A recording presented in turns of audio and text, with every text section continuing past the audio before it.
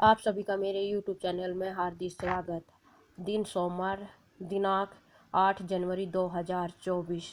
सोमवार व्रत किस प्रकार करना चाहिए, आरती और कथा।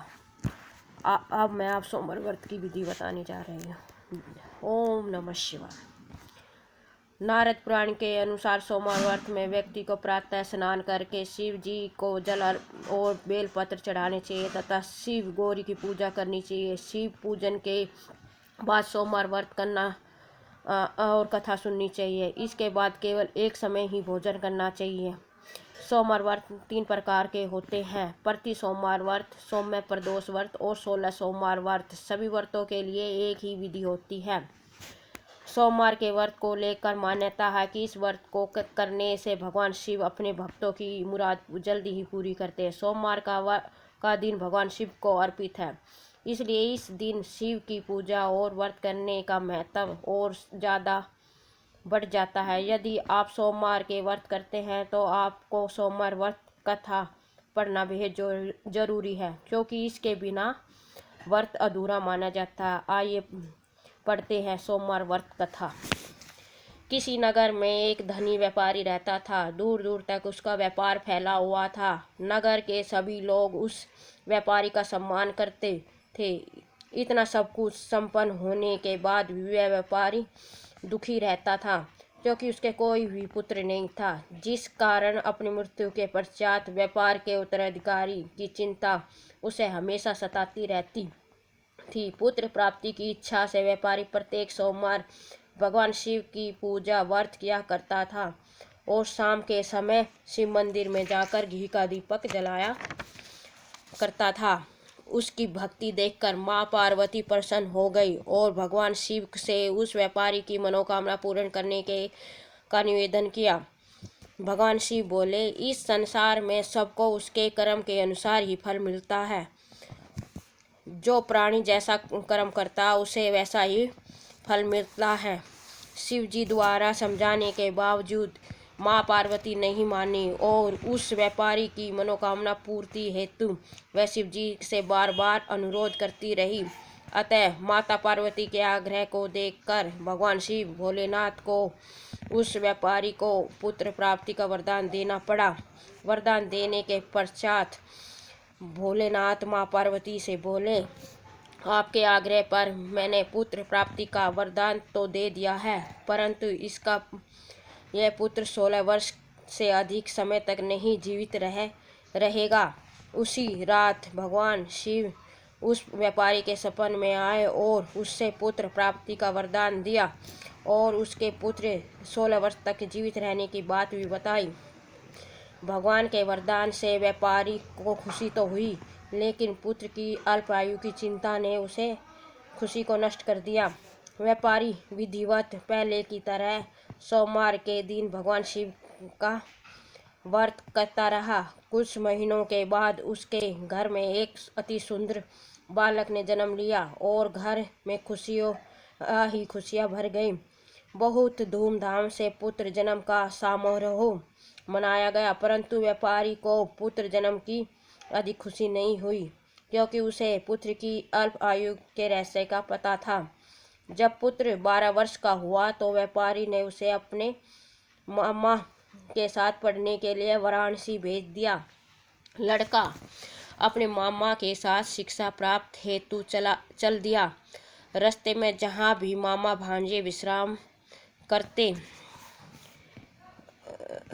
वहीं यज्ञ और ब्राह्मणों को भोजन कराते। लंबी यात्रा के बाद मामा भांजे एक नगर में पहुंच गए। उस दिन नगर के राजा की कन्या का विवाह था, जिस कारण पूरे नगर को सजाया गया था। निश्चय समय पर बारात आ गई थी। वर का पिता अपने बेटे की एक आंख से काने होने के कारण बहुत ही चिंतित था। उसे भय था कि इस बात का पता चलने पर कहीं राजा विवाह से इनकार न कर दे, इससे उसकी बदनामी भी होगी।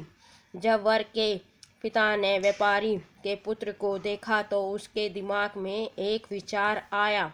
उसने सोचा, क्यों न इस लड़के को दूल्हा बनाकर राजकुमारी से विवाह करा दूं। विवाह के बाद इसको बहुत सारा धन देकर विदा कर दूंगा और राजकुमारी को अपने नगर ले जाऊंगा। वर के पिता ने लड़के के मामा से इस बारे में बात की। मामा ने धन के मिलने के लालच में वर के पिता की बात स्वीकार कर ली।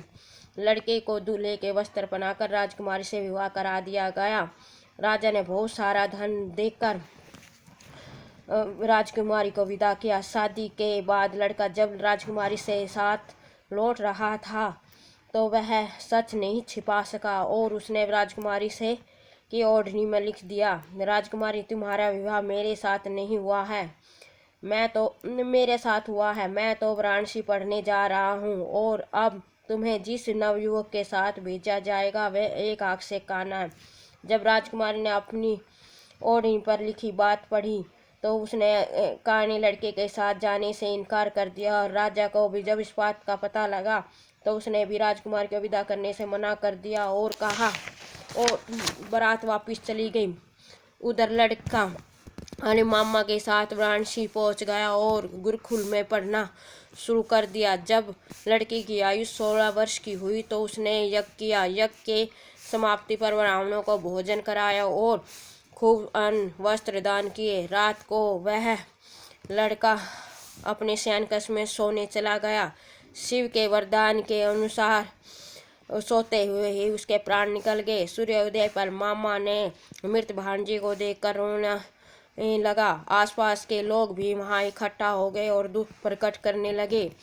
उसी समय शिव और माँ पार्वती वहां से गुजर रहे थे। माँ पार्वती ने भगवान शिव से कहा कि हे प्राणनाथ, मुझे इसके रोने के सबर सहन नहीं हो रहा है, आप इस व्यक्ति के कष्ट को दूर करें। भगवान शिव ने माता पार्वती के साथ अदृश्य रूप में समीप जाकर देखा तो भोलेनाथ बोले, माँ पार्वती से बोले, यह तो उसी व्यापारी का पुत्र है जिसे मैंने 16 वर्ष की आयु का वरदान दिया था, इसकी आयु तो पूरी हो गई है।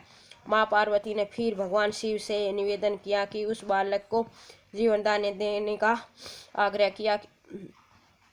किया और माता पार्वती के आग्रह पर भगवान ने उस लड़के को जीवित होने का वरदान दिया। कुछ समय बाद वह जीवित होकर उठ बैठा। शिक्षा समाप्त करके लड़का मामा के साथ अपने नगर की ओर चल दिया। दोनों चलते हुए उस नगर में पहुंचे जहां उसका विवाह हुआ था। उस नगर में भी यज्ञ का आयोजन किया। समीप से गुजरते हुए नगर के राजा ने यज्ञ का आयोजन देखा और उसने तुरंत ही लड़के और उसके मामा को पहचान लिया। यज्ञ के समाप्त होने पर राजा मामा और भांजे को महल में ले गया। कुछ समय वहीं रखकर उनकी भगत की और बहुत सारा धन और वस्त्र देकर अपनी पुत्री को उसके साथ विदा कर दिया। इधर भूख प्यास से रहकर व्यापारी और उसकी पत्नी बेटे की प्रतीक्षा कर रहे थे। उन्होंने प्रतिज्ञा कर रखी थी यदि उन्हें अपने बेटे की मृत्यु का समाचार मिला तो वह भी अपने प्राण त्याग देंगे।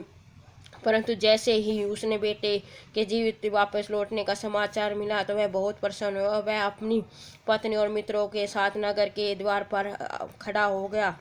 अपने बेटे के विवाह का समाचार सुनकर पुत्र वधू और को देखकर उसकी खुशी का ठिकाना न रहा।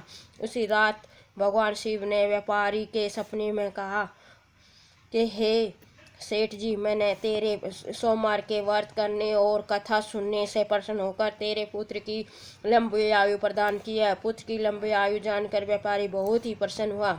शिव भक्त होना तथा व्रत कथा करने से व्यापारी की सभी मनोकामनाएं शिव भगवान जी ने पूरी की। इसी प्रकार जो भक्त सोमवार का व्रत विधिवत व्रत करते हैं और उसकी कथा सुनते हैं उनकी सभी मनोकामनाएं भगवान शिव जी पूरी करते हैं। जय बोलो शिव शंकर भगवान की जय, माँ पार्वती की जय। शिव आरती। ओम जय शिव ओमकारा, स्वामी जय शिव ओमकारा, ब्रह्मा विष्णु सदा शिव अर्धांगी की धारा। ओम जय शिव ओमकारा, एकानंद चतुराहन पंचानन राजे, हन शासन गरुड़ासन विश्वहन साजे।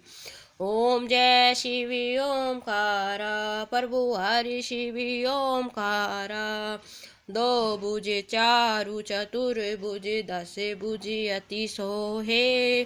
तीनों रूप निरखते हैं तेरे गुण जन मोहे। ओम जय शिव ओमकारा प्रभु हरि शिव ओमकारा। अक्ष महलाह बन महलाह रुड माला धारी। रुड माला धारी त्रिपुरा हरि कनसारी कर माला धारी। ओम जय शिव ओमकारा प्रभु हरि शिव ओमकारा। श्वेतांबर पीतांबर बाघांबर अंगे प्रभु बाघांबर अंगे। सनकादिक गरुड़ादिक भूतादिक संगे। ओम जय शिव ओमकारा प्रभु हरि शिव ओमकारा। कर मध्य सुकुमंडल चकर तिरे शूलधारी। सुख का हरि दुख हारी जग पालनकारी। ओम जय शिव ओमकारा प्रभु हरि शिव ओमकारा। ब्रह्मा विष्णु सदाशिव जानत विवेका प्रभु जानत विवेका। प्राणिया के सर में शोभित ये तीनों एका। ओम जय शिव ओमकारा प्रभु हरि शिव ओमकारा। तेरे गुण स्वामी जी की आरती जो कोई जन गावे प्रभु जो कोई जन गावे। कहते शिवानंद स्वामी कहते शिवानंद स्वामी सुख संपत्ति पावे। ओम जय शिव ओमकारा प्रभु हरि शिव ओमकारा। ओम जय शिव ओमकारा प्रभु हरि शिव ओमकारा। ब्रह्मा विष्णु सदाशिव अरे धागी की धारा स्वामी अरे